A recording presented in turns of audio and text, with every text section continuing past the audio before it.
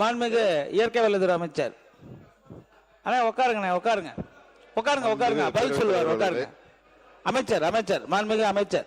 இந்த விவசாயிகளுக்கு இலவசமா வண்டல் மண் எடுக்கிற இந்த திட்டத்துல இதுவரைக்கும் 1,40,260 பயனாளிகளுக்கு சுமார் 1.50 கோடி கனமீட்டர் வண்டல் மண் இலவசமா எடுத்து கொடுத்துட்டு இருக்கோம். அதாவது விவசாயிங்கிற பேர்ல மண்ணை அதிகமா அள்ளுற மாஃபியாக்களை விட மாட்டோம். அதுதான்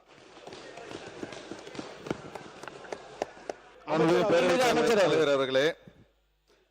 இங்க நம்ம மாண்புமிகு உறுப்பினர் கேட்கிறாரு, இந்த வண்டல் மண் எங்க பாகிஸ்தானுக்கா போகுதுன்னு. விவசாயிக்கு மட்டும்தான் போகணுங்கிறதா தமிழ்நாடு முதலமைச்சர். பாகிஸ்தானுக்கு இல்ல, பக்கத்து ஊருக்கு கூட போக விட மாட்டோம். திருடிட்டு போக விட மாட்டோம். நம்ம சொல்றது அவை குறிப்பில் இருந்து நீக்கப்படுகிறது. மாண்புமிகு அமைச்சர் நீங்க பேசலாம். நம்ம சொல்றது விவசாயிங்கிற பேர்ல, விவசாயிகளுக்காக தான் இந்த திட்டமே. பட் விவசாயிங்கிற பேர்ல அதிகமா ஆள்றது, அதை தான் நம்ம அரசு நடவடிக்கை எடுத்து தவிர்க்குது. மாண்புமிகு முன்னாள் முதலமைச்சர் எடப்பாடி பழனிசாமி அண்ணன் அவர்கள். மாண்புமிகு பேரவை துணைத் தலைவர் அவர்களே, வண்டல் மண்ணை எதுக்கும் பயன்படுத்த முடியாது. நிலத்துக்கு தான் இயற்கை உரமா பயன்படுத்த முடியும். அதிமுக ஆட்சி செங்கல் சூளைக்கு வண்டல் மண் அதிகமாக பயன்படுத்த முடியாது. களிமண் தான் பயன்படுத்த முடியும், செம்மண் தான் பயன்படுத்த முடியும்.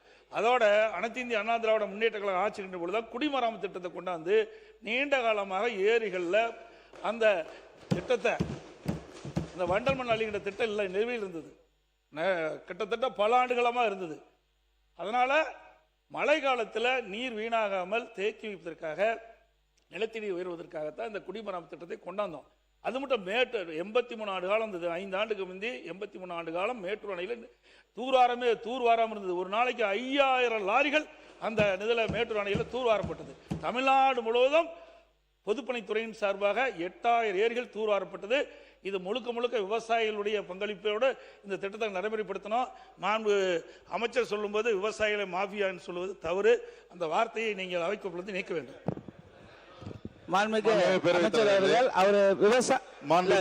அமைச்சர் அவர்கள் விவசாயிகள் குறித்து சொல்லி இருந்தால் ஆய்வுக்கு உட்படுத்தப்பட்டு அந்த வார்த்தை அவை குறிப்பிலிருந்து நீக்கப்படும். மாண்புமிகு அமைச்சர் அவர்கள் இல்ல மாண்புமிகு முன்னாள் முதலமைச்சர் மாத்தி சொல்றாங்க. விவசாயிகளை யாரும் மாஃபியான்னு சொல்லல, விவசாயிகள் செயல்படுறது யாருன்னு இங்க இருக்க எல்லாருக்குமே தெரியும் இல்லையா? தனியா